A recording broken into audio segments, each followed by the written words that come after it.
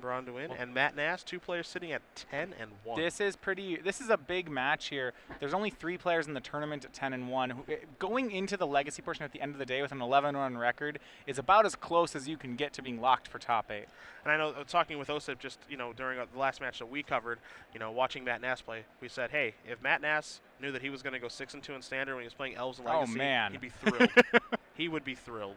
All right, so let's bring you up to speed. Braun-Duin's playing Esper control. Matt Nass is on blue-white control.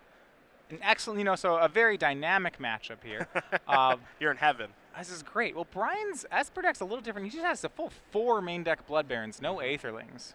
Yeah, and he's got this crazy creature sideboard as well, where he's got Nightveil Specters, Pack Rats, multiple Sin Collectors as well. So he has a ton of creatures, and you see Sin Collector going to be put on the stack here against Nass. Yeah, well, he certainly is part of the Shaheen Sarani school here. Look, he has 3 Elspeths, 4 Jaces in the main. That is so many Planeswalkers. He does not have, in the main deck, a counter spell outside of 2 Dimir Charm. Yeah, which do we even count that? Not in this matchup. I mean, you can counter all of Matt's sorceries, which is Supreme Verdict. Yeah.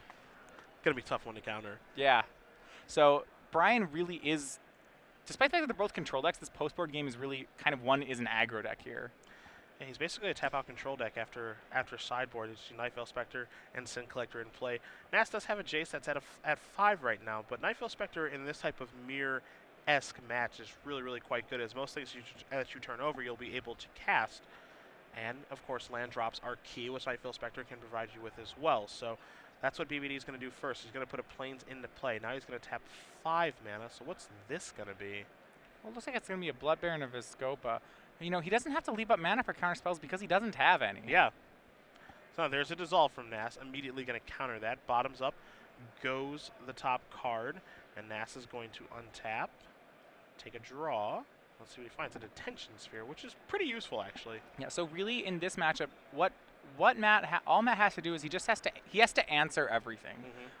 He doesn't really have to care about his own threats at all, because he really doesn't have many in the first place. So you see he found his Elixir. That's pretty important. Like, the Elixir's almost a free roll in this matchup. I think because of how Brian's built his deck, it's more helpful to think of Brian as a mid-range deck here. I think you're actually right about that. Just because, again, you're not jockeying for position with counter spells, and we're not having any gainsay wars or anything like that. He's just tapping out with discard and creatures and all the things that a mid-range deck does. He has removal spells, discard, and threats. Yeah. And just all really good cards. And the question is, can Matt answer all of them? Well, from what we've seen when Brian plays against Blood Control, the answer has been no. Right. Agreed. Matt, so he had the option to Detention Sphere or land Elixir. He really does need the Sphere. At the same time, putting Elixir on the bottom of the deck is a really dangerous place to be for the blue-white control deck. That's what I was going to say, too, is that now he okay, so actually, what I thought he was going to do, okay, so he put Sphere on the bottom and takes the Elixir, because it looked like he was casting the Sphere. So I was with you is he actually going to put Elixir on the bottom of his deck? The answer is no. So he plays the Sphere from his hand to take care of the Nightveil Specter. Now he plays the Elixir, which is going to resolve, of course, because BBD doesn't have any counter spells that can take care of that. Plays the Plains and passes the turn back with Mutavault at the ready. Yeah. There aren't even counter spells in Brian's sideboard. Yeah. Don't need no Dissolves. We don't need any Syncopates here. This is almost just Esper mid-range. Yeah. Yeah. It really is. He uses a ton of Planeswalkers and just tapping out every single turn. And every card that he casts is an absolute haymaker, too. Yep. Every single card can win a game on its own. From Nightveil Specter to Blood Baron to Elspeth. Maybe not Sin Collector. That would take some extra work. But that's more like a spell with a creature kicked onto it. Sure. Sin Collector is going to knock Jace down to 1. Didn't know if Nass wanted to trade his Mutavault with that. The answer is a resounding no, as Jace moves down to 1 counter. Yeah, Matt only cares about Jace insofar as it draws cards. He doesn't really... Remember, Matt's not really going to protect any of his own cards here. All his counter spells and removal spells are going to be saved for Brian's threats, because Brian has so many of them. Blood Baron of Viscopa going to come down to the second main phase. You see, BBD's got a ton of cards in his hand right now, too. Yeah, it looks like before we came into play that Brian established the Revelation advantage. He has 2 Revelations in the yard. What's interesting about that is that normally when one deck in this mirror resolves a Revelation, they kind of bury the other deck. But because of how Brian's built here, he's not going to counter Matt's Revelations. So if Brian Revelations first, Matt still gets to play. If Matt Revelations first, it's possible that he can lock Brian out of the game. Watergrave going to come into play tapped. Elixir is going to shuffle some things in here, except for that one Sphinx's Revelation that was removed via Sin Collector. Yeah, so here's where where things can get tough for Brian. Matt's increasing the density of his deck pretty significantly from that elixir. Nass is going to untap a bunch of lands. He'll take a draw. He draws a Pithing Needle. Yeah, not too much help right now, but I think you can preemptively just name Elspeths with the Pithing Needle.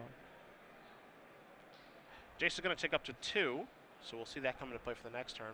Hallowed Fountain going to come into play tapped, and Nass just passes the turn back.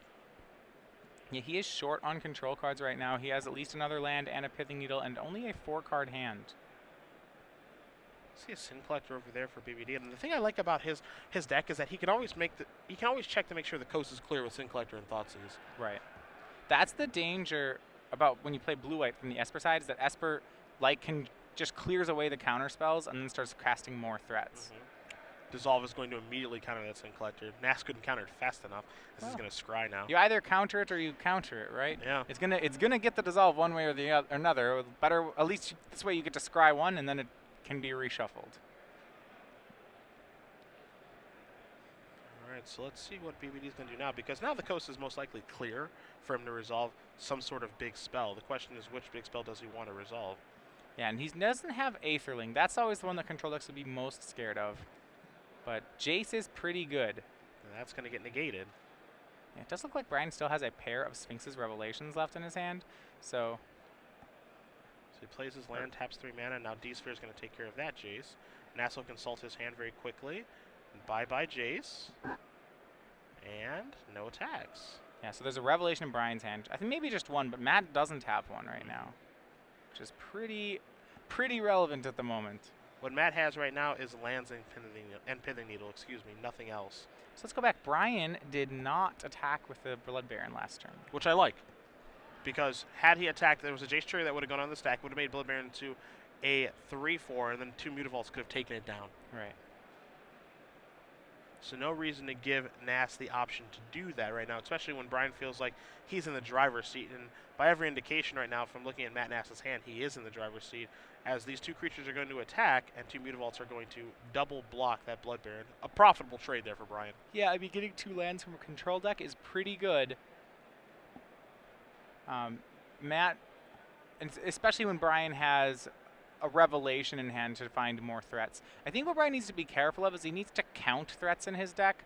Remember that Matt's deck is endless for the most part. You know, Brian, he has 3 Barons in the yard, right? He only has a 4th one in his deck, and once he goes through the 4th one, it's gone. Yep. So he has to make sure that he still has things left. His deck doesn't. If both decks went on forever, Brian could be a lot more aggressive. Here's a Revelation for 5. You see he draws a lot of spells in there. He's got an Elspeth, he's got a Jace, he's got a Thoughtseize to clear the way, Nightveil Spectre, and the Sin Collector in play. So BBD sitting at 32, Nass sitting at 22. You can certainly say that Braun-Duin is in the driver's seat, and he is going to concede this game pretty quickly as Nass, because Nass is up a game, so he can move on to the 3rd and final one. Well, blue-white control needs all the time it can get. Brian's the aggro deck here. Brian can win in 20 minutes. Matt needs all 20 to win. Yeah. That is definitely for sure. As we're going to take a look again at the sideboards really quickly here. Both players again tied up here and sitting at 10-1. So this is a very important round for these guys who are looking to top 8. Nass is going to be on the play. Does he change anything up now? Well, he's not going to change things between play and draw. I think he now has a better picture of Brian's deck. If he didn't already suspect that Brian had 0 counter spells, I think he's almost certain Brian had 0 counter spells this game. If Brian resolves 2 large Sphinx's Revelations and still never countered a thing, the odds of that happening if Brian had a counter spell are so low that Matt probably realizes that he needs to play like it's a mid-range deck. What that means is when you play against a mid-range deck, now you have to think, all right, what are the threats? So you think about the things that Brian's going to win with. They are Blood Baron of Vizscopa, Elspeth, Jace. Those are things you've seen. Matt's seen enough of them that he probably suspects multiples of all. So looking at the sideboard, well, if he didn't have the negate already, he would board it in. We do know he does have the negate. He may not have boarded in. He has 2 Celestial Flares. It's very possible he did not board those in last game, and I think he might use them this game because they can possibly take care of a Blood Baron. And now that he knows that there's so many creatures from Braun-Duin's sideboard, I think he would just want extra creature removal at this point. Right. Well, his removal is a little conditional in that, well, he has 2 Last Breaths. You know, those don't really kill what he's trying to kill. The interesting thing is that Matt's board has cards that he has 3 Gainsay in his board, and I'm not even positive that he wants to be using it in this matchup anymore. Yep. When you think about Brian's Haymakers, you know, his 7 biggest Haymakers are all white and black. 4, 5, 6, and 7. Both players going to lay out their opening hands here. So game number 3, you do see the clock. We're underneath 20 minutes here. It does take Nass a little while to win the game, where BBD does have creatures to be able to win in a timely fashion. Nass is happy. Looks like BBD is happy. And we are going to go to our third one here. So Temple of Deceit is going to start things off. Yeah, remember, Matt is not playing an Esper deck. He just has 2 temples in the deck for value. There's a Temple of Silence there from BBD. He's going to leave the card on top. Pass the turn over here. Nass draws a Mutavault. There's an island. Pass the turn back. Yeah, I think he goes ahead and goes with the island here so that he can build his way just toward Jace and possible Supreme Verdicts at the same time. We'll get to see his hand, though. He only has a 3-lander, so Mutavault's his only remaining card. He has 2 Detention Spheres, a Sphinx's Revelation, a Gainsay, and a Jace. If I'm Brian here, I'm probably taking the Jace. Yeah, I'm kind of with you here, because that's the only card that's going to allow him to draw extra cards in this situation. And right now, Nass needs lands, and he needs them badly, so that is exactly what Brian does take, is he does take Jace. Now Brian also needs to get through a Gainsay and, a bunch of removal. But I think he can, find a way to do that, as Nass does draw an Azorius Charm and passes the turn back. So not only does Nass need lands, but he needs white lands as well. Yeah, this could be very bad for Matt. There is an island, and we'll see if BBD is going to play. He's going to play a Sin Collector. Right. So there's the grip. Yeah, he's just tearing apart Matt's hand. Sin Collector, if you played any block at all, is excellent against Revelation decks. It's so good against them. And now Matt's in a rough situation. He is stuck on land. Brian looks to capitalize on it. Yeah. As we often say here in the booth, the first person to miss a land drop in these Revelation mirrors is often the person that does lose. And Nass misses land number 4. And even if he had hit it, again, it would have to be one that produces white mana to be able to turn on his hand. And now here's a Thoughtseize. Looks like Brian's going to try to clear the path for something, as there's 2 Gainsays, 2 Spheres, and a Charm. Yeah, and this is brutal. The 3rd discard spell is just, he's really just destroying Matt's hand right now. I mean, what he can do, say all it takes right now is for Brian to have a Blood Baron in hand. He can take the Azorius Charm, which he did. The thing about Detention Sphere, Gainsay is that none of them answer Blood Baron. Revelation, the draw there for Nass, so again, another brick. BBD will draw a card, and he actually just does draw Blood Baron off of the top. Does he have the 5th land? Uh-oh. No, he doesn't have. He's in a Revelation for 1. On the main phase. Maybe on the upkeep, actually, here. Yeah, I think he knows that Matt's... normally he wouldn't make that play, but Matt is so far stuck on his lands right now that Brian just desperately wants to make sure that he gets to play this Blood Baron. Yeah. So Rev for 1's going to resolve. And that was in Nass's upkeep there, trying to make him tap low for Gainsay. Nass does draw an island and pass the turn back. So BBD will untap. He did draw his 5th land. Now he's drawn his 6th one in Watery Grave. Sin Collector is going to come across, put Nass down to 14, and now the Baron is going to show up for sure. I want to point out that the upkeep play, you might want to play the Revelation for 1 main phase, or you think you want to play it main phase so that if you play the land, you can put it into play if you draw the land. I think Brian wisely didn't do that because he was so committed to casting Blood Baron anyway that he didn't really care whether it was going to happen the next turn regardless. Yeah. Azorius Guildgate shows up, so Nass does have his 5th land, and he finally has a white mana. But Blood Baron is here, and it is ready to just keep bashing him in. Yeah, well, Matt doesn't have an answer to Blood Baron in his hand, despite the fact that he has 2 Detention Spheres, 2 Gainsays. And the scary part is that Brian knows this. And, if Nass were to have an answer, like Averted, he would need to run off another white land, which he just did. Right. That's probably the best draw he could have. It's a land. It means his Revelation gets to be for 3 this turn. And then he has to hope to draw a Supreme Verdict to start. So there's your white land. Pass the turn back. Yeah, Matt's locked into his line here. It's going to be Revelation for 3, untap Supreme Verdict with Gainsay up, and a bunch of fingers crossed. Yeah. Hey, if that's what it takes. It's not over for the blue-white control player, but it's going to be very, very difficult. Well, Brian can force the issue. Brian has drawn Jace this turn, and what he can do is, thanks to the Jace, he could just run out Jace here if he wants, because Matt really couldn't afford to Gainsay it. And the one thing you see there is Nass in BBD's upkeep cast his Sphinx Revelation for 3 in fear of counter magic. He wants BBD to actually tap some mana before he draws a card. But what we know, just like you guys at home know, is that there is no counter magic in Brian's deck. It'll resolve whenever Matt wants to cast it. And you get a huge advantage when you have players that are playing around counter magic, ready for counter wars, boarding in their own counter magic, and you don't have any because they don't have knowledge of your deck list. You see, Jace is going to minus here to show you a Temple of Silence, a Nightveil Spectre, and another copy of Blood Baron of Escopa. Yeah, and that second white source will enable Brian to eventually cast this Elspeth that's in his hand as well. And Brian just has so many threats right now. Temple of Silence going to show up. Time for a little scry. He takes a look. Looks like it's moving towards the bottom, and it is.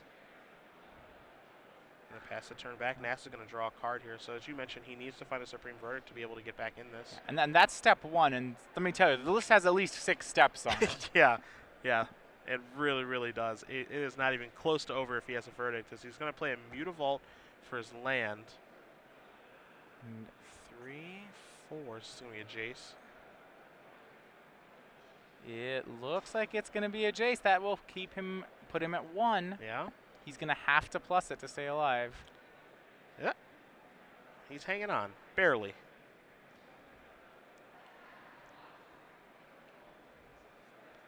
Yeah, and he is going to plus it just like you mentioned. Well, now the attack is only for 4. Matt will go to 1. What that does mean is that if Brian just jams the Elspeth here, those 1/1s become very scary. Yeah. Because he has to keep ticking up. Yeah, Matt would have to draw. Well, no, Matt would be fine. He could draw Verdict and Detention Sphere and take care of everything. There's still this problem that Brian, Brian right now has free reign to minus his Jace to continue just to push this threat advantage he has. And that's exactly what he's going to do. Cash in the Jace, show you a Glare of Heresy, Temple of Silence, and a Nightveil Spectre. And just more gas, gas, gas. Yeah, more things that Matt needs to counter. So it's Spectre versus. Heresy obviously going to be there to take care of a Detention Sphere or an Elspeth from Nass. Spectre is another threat. Yeah, Spectre's a threat, but probably a low priority for Brian right now because he already has access to so many cards. And yeah, so he does take the Glare and the land, which is really strong here. So you see he's going to reorganize his resources. He's going to cast Detention Sphere.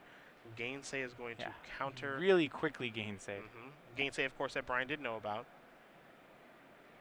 But now here's another Detention Sphere that he can't Gainsay. Attack you, puts you down to 1. Yeah, he wants to Matt to have to top deck the Verdict as opposed to being able to minus Jace to find the Verdict. So Nass on tap, he'll take a draw. And it's not a Verdict, it's a Hallowed Fountain. Not sure if he has outs in this situation. Mutavaults can be on blocking duty, but that's not going to be great. He may have a Divination. Oh, he has Detention Sphere for Sin Collector. Okay. Mutavault, you're on chump blocking duty, my friend. Yep, he has 2 Mutavaults there to chump. Be interesting to see whether or not he goes for to kill it or not. Oof, and a Glare of Heresy is huge there on Detention Sphere. Gets back Sin Collector, taking Matt's Gainsay.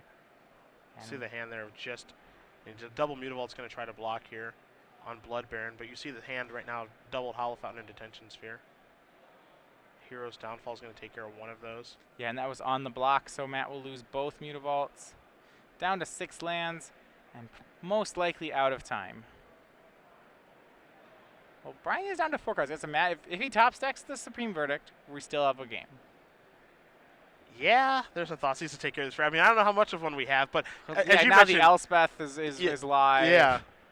And there's a negate, and that is going to do it. So Braun-Duin, he moves on to 11-1, defeats Matt Nass, who started this tournament 10-0, but he's run off 2 consecutive losses.